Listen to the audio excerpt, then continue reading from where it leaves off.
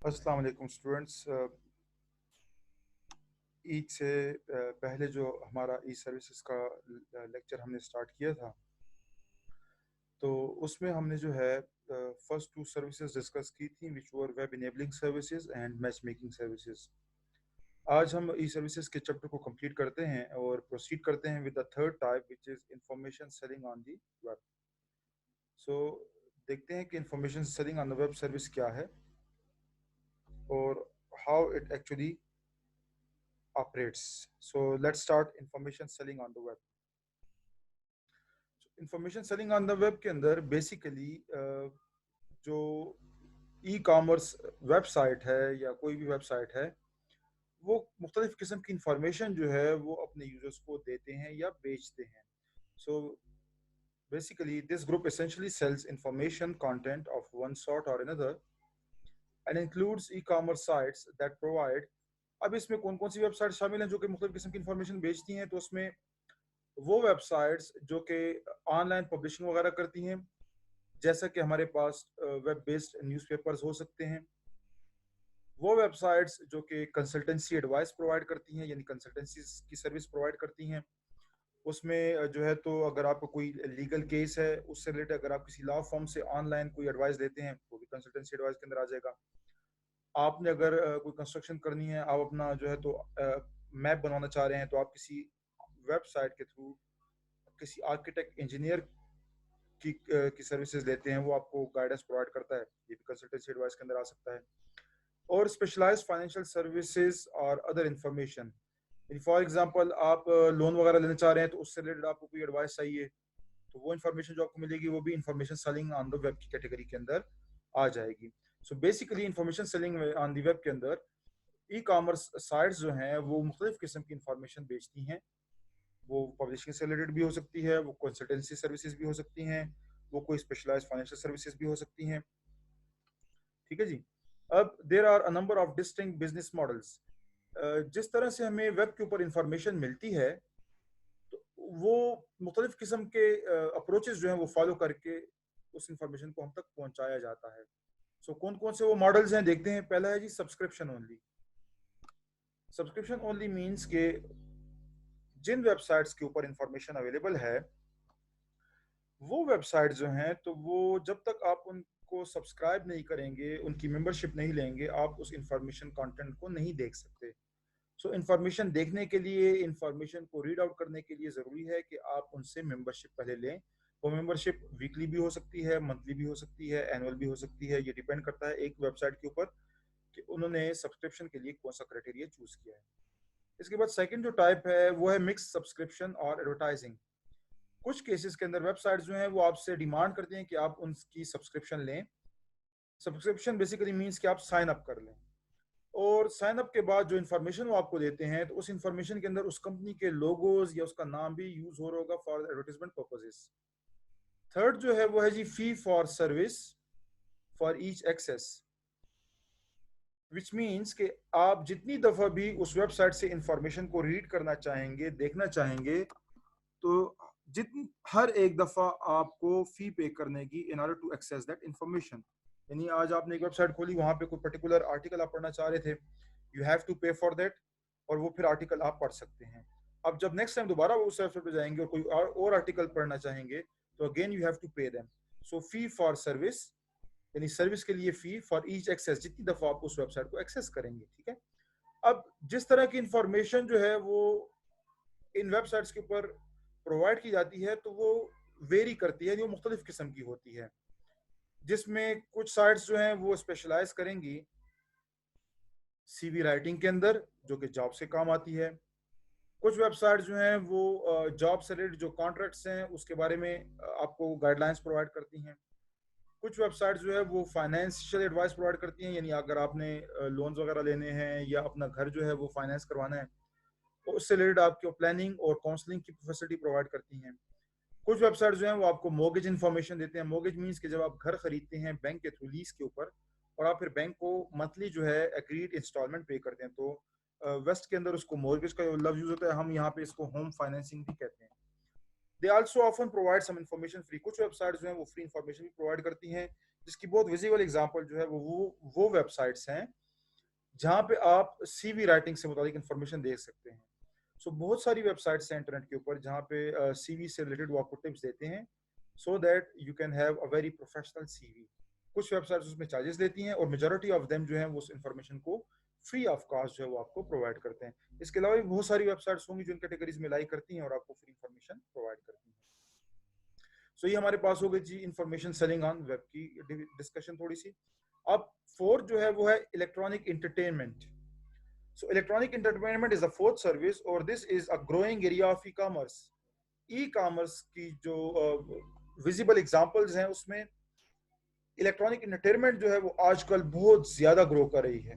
ठीक है जी, क्या कहता है जी उसमें, वो कहता है कि a number of companies are gaining access to or have purchased large inventories of movies and other entertainment material.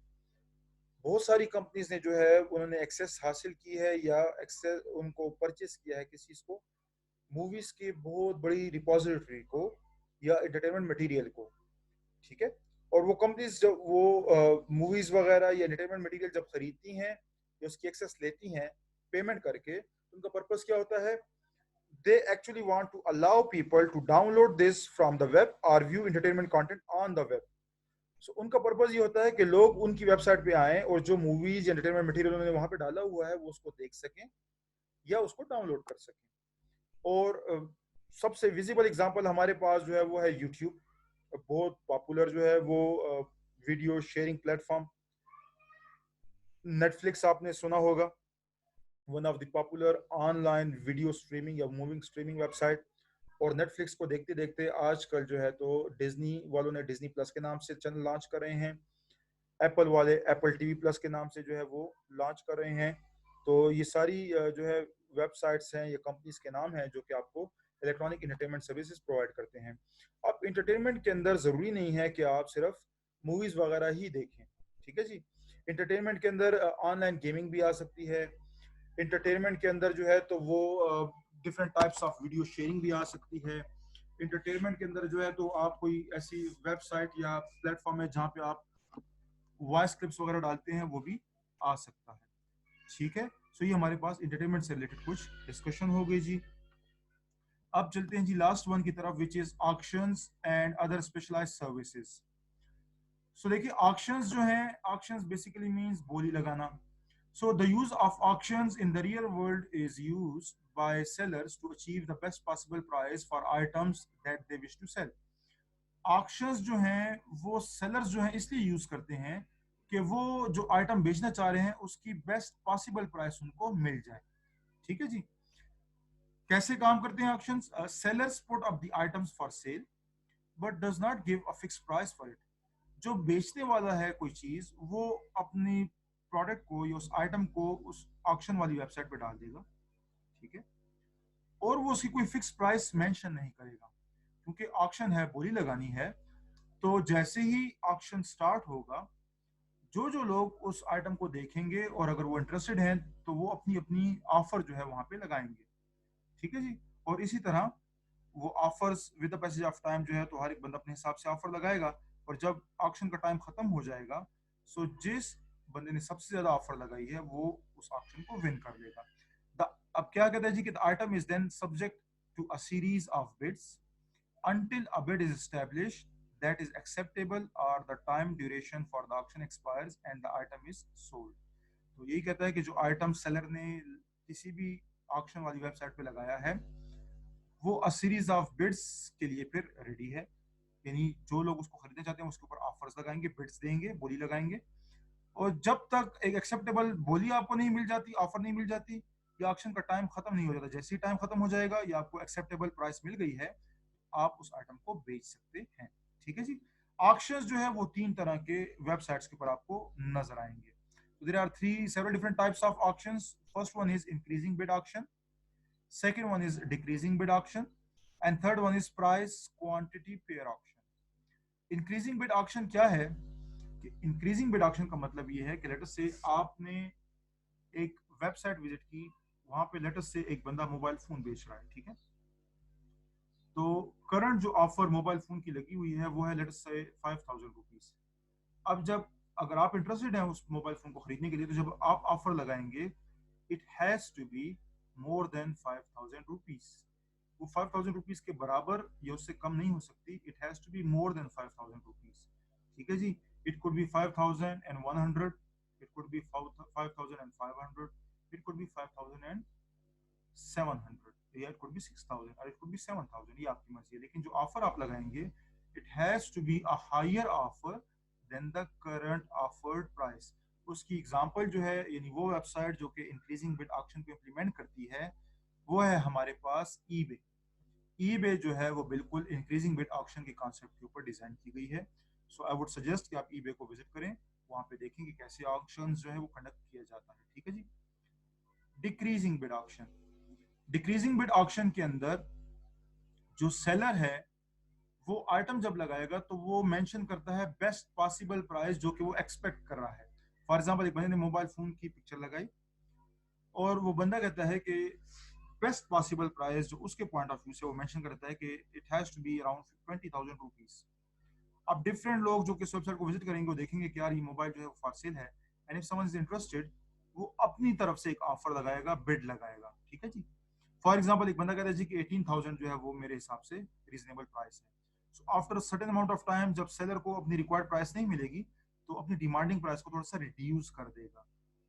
सो इसी तरह जो है जब एक एग्रीड प्राइस मीट हो जाएगी, तो वो जो ऑक्शन यानी बिड लगाने वाला बंदा है, he will be entitled to buy that product.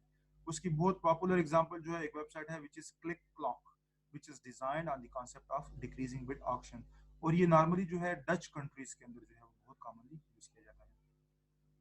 Third जो है वो है हमारे पास ऑक्शन की type, price quantity pair auction.